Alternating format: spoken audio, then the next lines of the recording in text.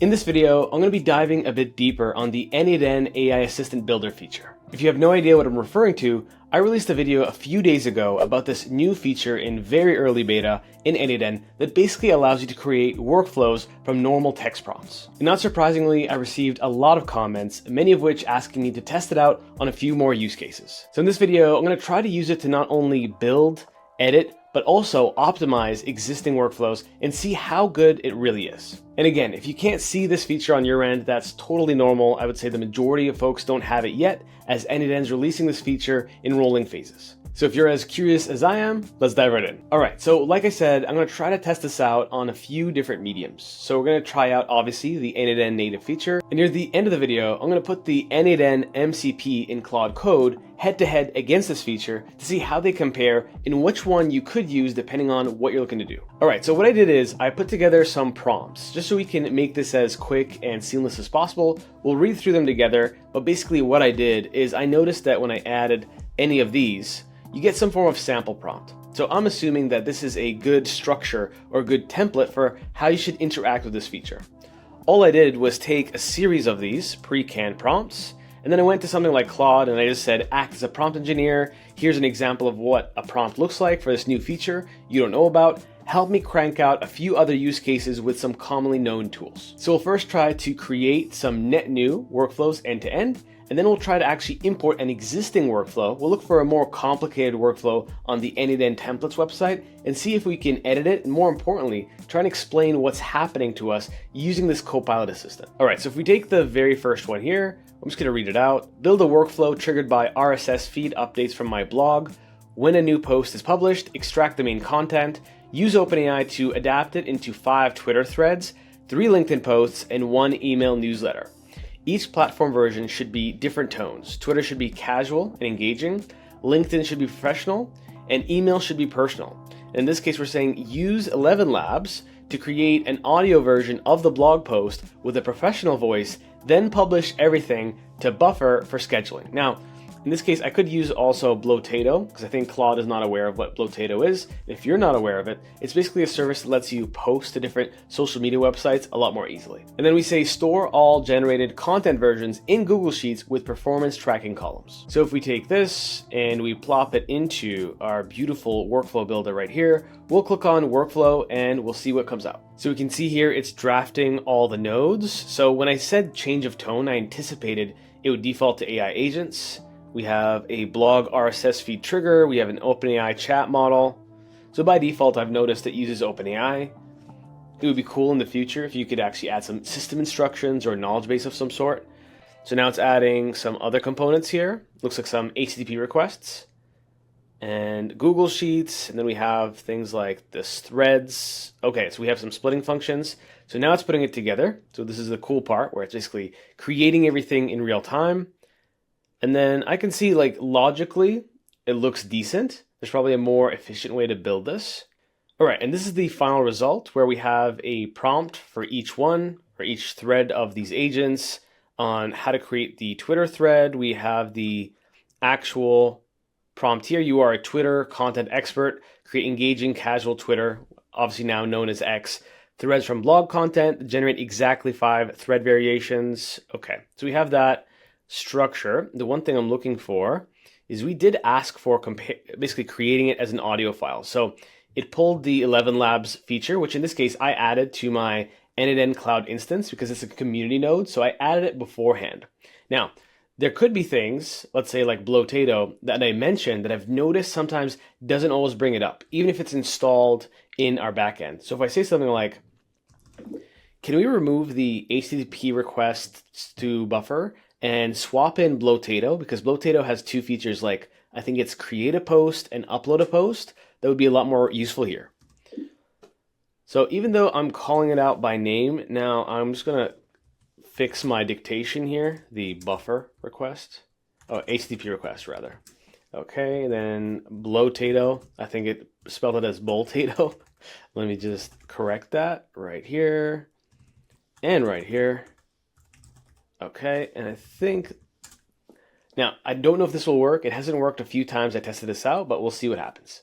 All right, so as expected, it wasn't able to bring it on, and what it did instead was just add different ACP requests here and across the board for uploading and creating on the Blotato API. And if we click on the actual request, it does draft something.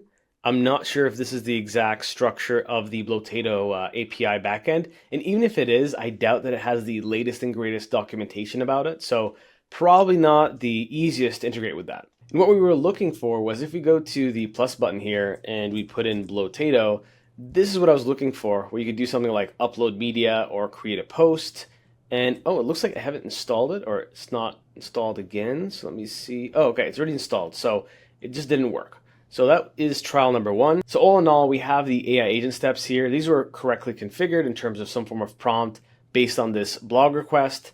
Obviously, we have to sign into the OpenAI node here, but this whole section probably could have been optimized, and obviously we'd be able to use the native community node for Blotato or something similar to it. So definitely room to be desired and improved to be able to go actually end to end. All right, so that's the first one. Let's take a look at the second one. So in this one, I said create a multi-agent support system that monitors Gmail, Outlook, and HubSpot tickets simultaneously. Use a master agent to categorize inquiries, billing, technical, feature request, and complaint, and then route to specialized sub-agents. Technical issues should search a Notion base and generate solutions. Billing should check the Stripe API for account status, and complaints should create high priority Salesforce cases and alert Slack. So we're trying to push it a little bit on recognizing all these names that typically in the quote-unquote old world, I would have to spoon feed some of these nodes to something like Claude to get it to better understand, or use an MCP server that's aware of these tools. So if we take this prompt and plop it in, let's see how well it does. All right, so on this one, it finished up and it actually did a decent job. So it does start off with the 3 triggers. So we have the Outlook trigger, the HubSpot trigger, and then they all combine. We have some form of set node here, where obviously this is all fictitious data. Once we actually receive real payload data, that's where we'll need to reconfigure this. Then we have the master triage agent with the sub agents. So we have a billing support agent, a feature request agent, a complaint handler agent, and I would assume all of these have sub prompts. Okay, the sub prompt isn't too crazy complicated, but not necessarily that it should be.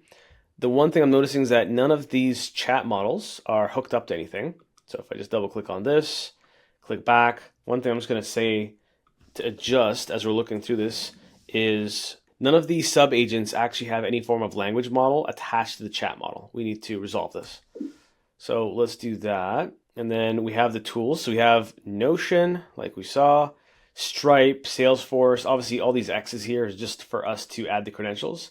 HubSpot, and then we have some form of categorization parser with some custom logic.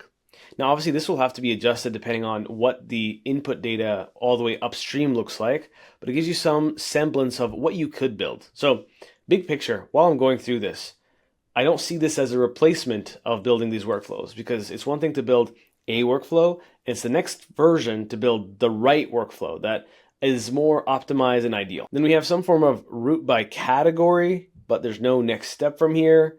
We have a confidence checker, escalation check, and then a human escalation via Slack. So theoretically, if we go on confidence checker, let's see here, it looks like there's going to be some form of output, a numerical output, where depending on the confidence, it will send it over for human in the loop. Obviously, it could have thought of a few different nodes. There's the, I think, respond to human or something like the human in the loop node, or it's a community node that could have been used here, but it's trying to do it the old-fashioned way. So I can't fault it on that, but what I can fault it on is this little chat model thing. So if I send that over, one thing I'm also noticing is that like a normal language model, it will default towards GPT-4 Turbo. So obviously if you want it to be GPT-4.1 mini, or GPT-5 mini or nano, you'd have to specify it. And one thing I noticed is that you want to really put it in quotes in the chat and say, use this specific model. So let me zoom back out here. So it added the chat models as expected, and on the bottom here it tells you what it fixed, as well as the key benefits of this new infrastructure. And because it's contextually aware of what's on screen, it says you need the credentials for OpenAI. So it does remind you of why you have these X's to begin with. Now, as a copilot, I do want to ask it a conceptual question and see if it can really help us from a knowledge standpoint. Okay, so I noticed that you added a separate chat model per subagent. Is there a way that they could all share the same chat model to make this a bit less verbose in terms of a structure? Or what would be the downsides of doing that? Is there a downside of doing that? Is there a pro or a con? Can you walk me through that? So one additional thing in the future that would be cool is some form of ask mode so that I don't risk things necessarily changing. But for now, we have kind of one node where, depending on what we're looking for, sometimes it will answer, sometimes it will execute. So in this case, it does a good job at actually asking permission. Let's see what it responded. Let's see here. So it says, great question, sharing one model, the pros, simpler structure, easier credential management, resource efficiency, maintenance. But the cons are no role-specific tuning, potential context bleeding, because all the AI agents are sharing the same model state, less granular control, and then it comes up with what the benefits would be depending on the temperature of each and every one. So it is changing the temperature, which is a proxy for the chaos in the response or the level of quote unquote creativity. So it's cool that it has adjusted that. I want to make sure that it did actually adjust it and is not just saying that. So this one's 0.2. This one is 0.1. This one is 0.4. Okay, so it's actually integrating that. Very cool. Again, this part of the workflow is where I'd give it some more love, but it does save some time, meaning like I'm not starting from zero. And I think that's the whole goal of this is not going to build a production grade perfect workflow on the first try, especially if it's more complex. But it is a good copilot, and it's nice to see that you can actually have a back and forth with it. All right, and let's try one more prompt before we go to the next section where we're going to try to import an existing workflow and see what we can do with it. So for this prompt right here, it says build a workflow that monitors the 10 competitor websites daily at 6 a.m. So we need some form of scheduling node here. Extract pricing changes, new features, and blog posts. I imagine that with little guidance here from me, it's going to try to do custom code nodes and create simulated dummy data. And then use Perplexity, which it should know what it is. They've added a community node in the past while, to research each change's market impact. Then use Claude to generate a competitive analysis report. If critical changes are detected, so price drops below 20%, I anticipate a code node here again with some logic. Immediately create tasks in Asana. Send alerts via Telegram, and generate a response strategy using AI. I would imagine it's going to use the AI agent node, and then archive all findings in Airtable with semantic search capabilities. So I'm doing this on purpose, by the way, where I'm telling you what I think it's going to output, because as a copilot, it's helpful, especially if you're more starting out or you're trying to get to an intermediate stage, to draft out in your head what the workflow will look like depending on how it's structured. And this is the part where, again, this is not going to be a silver bullet for you, but it will be a way for you to learn and learn by osmosis what to do, or in some cases what not to do, but at least you'll have some form of feedback loop. All right, and I ran it, and this is what it looks like. So if we dive in from the left-hand side, we have a daily 6 a.m. trigger. So this one's pretty straightforward. And then we have a set node to collect all the competitor URLs. So in this case, we have some fictitious URLs. All right, we close that up. And then it's processing it in batching, so it's looping through it. It's fetching the competitor website that I assume comes from this set node here. We're extracting web data. Again, it's probably going to be simulated data based on some website. So it's using what's called here like regex to be able to go through and look through common patterns. Okay, this could have been an AI agent node if it knows it's going to be some form of text, probably way more straightforward. But at the same time, from an optimization standpoint, maybe it's trying to lean towards using custom code to be more deterministic than risk some form of hallucination. So you can look at it from both perspectives. And then you can see get previous data from Airtable. This node, I didn't even know actually existed, to be frank. This detect changes node. I haven't seen this one before. I know, very shocking. But it's interesting that it used that. And then it checks if there's a change that's found. And then there's a research market impact using Perplexity. So that worked. We have the generate analysis report using Claude. So seems like a decent prompt, well structured. Perfect. Obviously, all of this stuff you're going to have to edit yourself once you have some real tangible data. It's not going to be some magic that goes from A to Z with no intervention.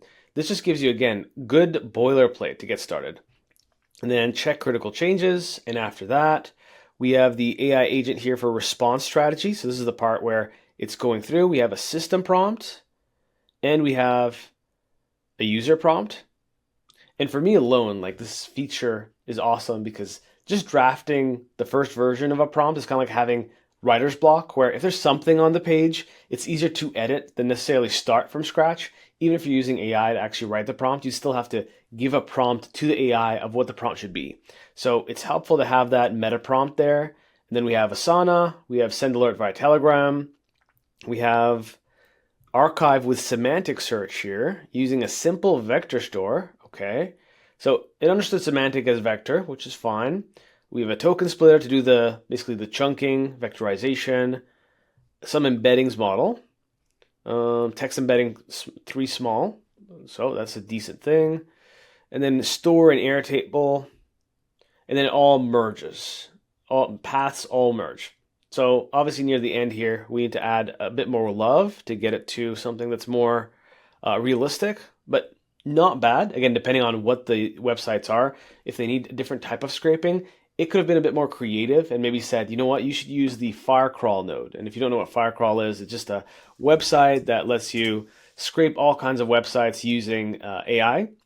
So maybe you could have recommended that. But again, decent structure. But this is where it's useful to realize that you have to still learn n8n. You have to still learn the foundations. You should familiarize yourself with what are the different nodes that you can choose from. So when you look at this, you can actually say, you know what, decent first try, but let me swap out this for this. And you only get that type of tacit knowledge through actually learning it properly. So these features don't absolve you of having to learn. They just help you learn faster. And for the next thing we're going to do, let's try to actually edit an existing workflow and have it explain to us what's going on. And ideally, I want to be able to ask the question, can we optimize it? And if you wanted to optimize it, what would that look like? So maybe let's take a feature template from John Alejandro Silva. Let's see what it looks like. Okay, this one's actually pretty beefy. So let's see. Let's do copy template to JSON. And let's just paste it over here.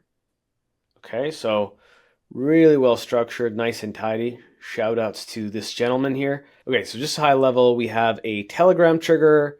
We have a router to, something to create a voice message, a video note, an image. And then we have here yet another version with a switch node to Telegram. So processing different types of files. And then it's getting the message from that, putting that into here. So, so it's uploading it to a Postgres database. It's doing some polling. And then it ends up at the very end with an AI agent node. So very deterministic across the board, except for the very end. Cool. So there's a lot. So let's see if we can handle even just explaining it to me. Can you explain what's happening in this workflow as if I have no clue what I'm doing in n8n? As if this is the first time I ever see nodes to begin with. Let's see what it comes back with. Now, since there's JSON behind the scene, I would imagine it can read what's on the screen, run it through whatever language models being used behind the scenes, then come back with a response. All right, so it comes back saying what nodes are. It explains what the workflow does. This is a Telegram chatbot that can understand and respond to almost anything you send it, whether it's text messages, voice messages, different media. So that's cool. The big picture, here's what happens when you send something to the bot. The message arrives. There's some form of smart sorting. There's some processing, an AI response, and a reply. And then it even talks about the different sticky notes that you can see on screen, which I think this is awesome, that it basically categorizes it. What are the different sections for?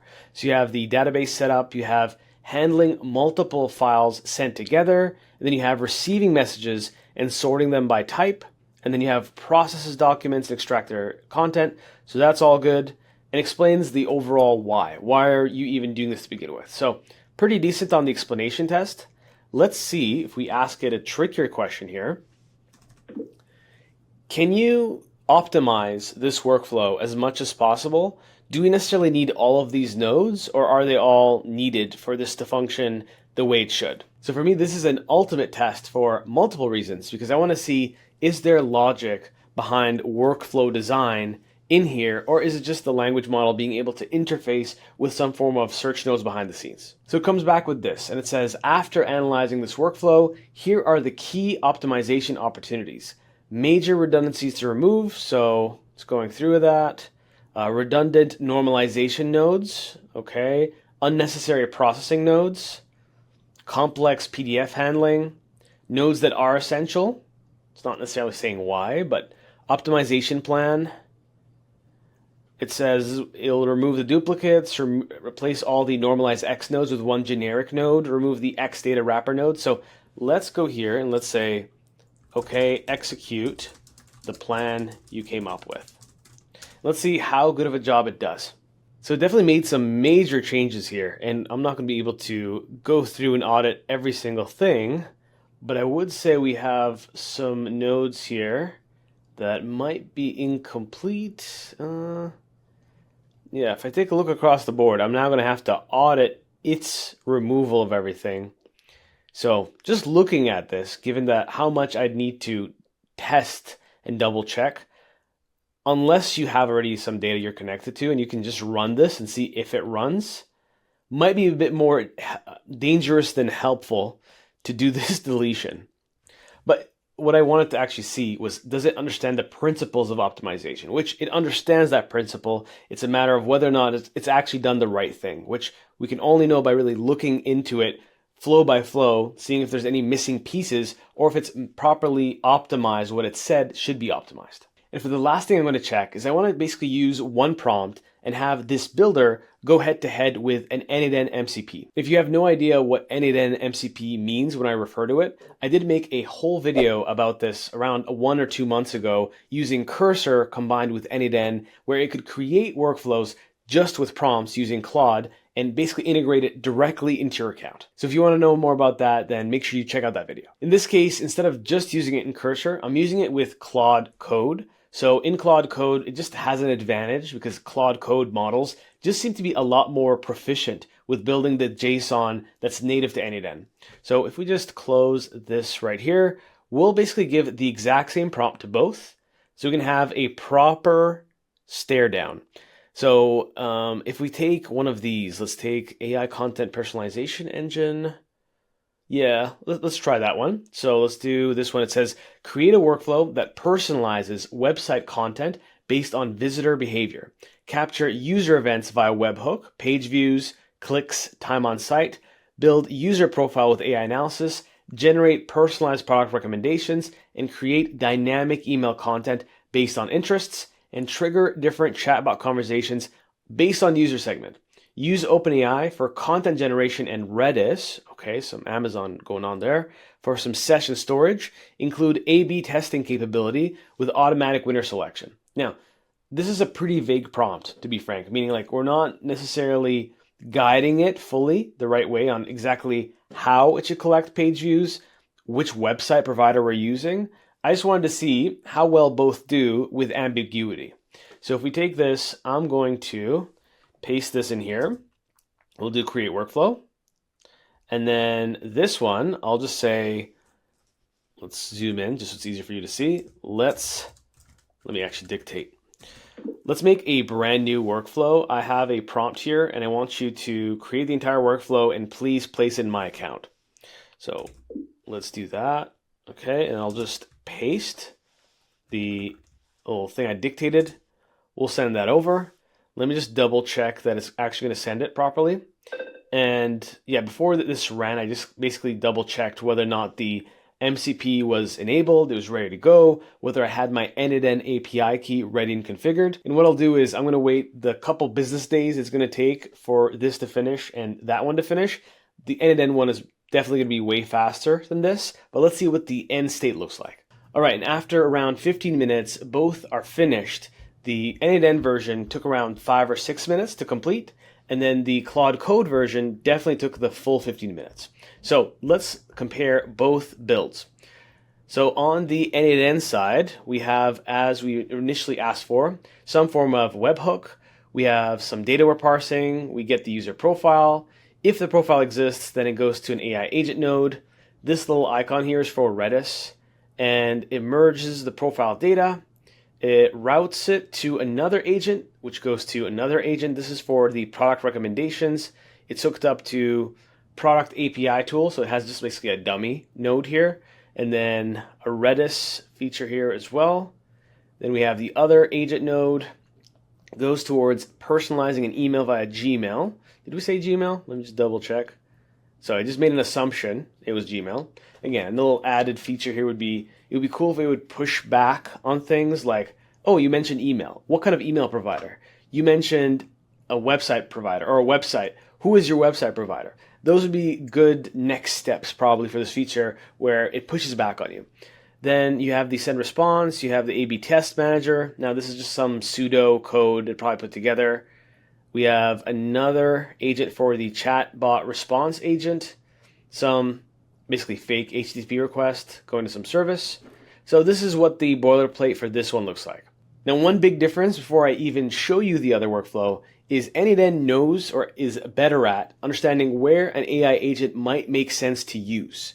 Whereas if we go to the n8n MCP, it's always going to default towards the more deterministic nodes. You'll see here we don't have a single AI agent node. So we would have to be more intentional, which is why in my Claude setup here, I literally have a folder called agent workflows, because sometimes I have to remind it of what an AI agent looks like, that it's a LangChain node, and that it should try to import or build with it. So just to be fair, this one basically will never create an AI agent on its own, while this one will use it where it thinks it makes the most sense. And in this case, we have the same setup at the beginning.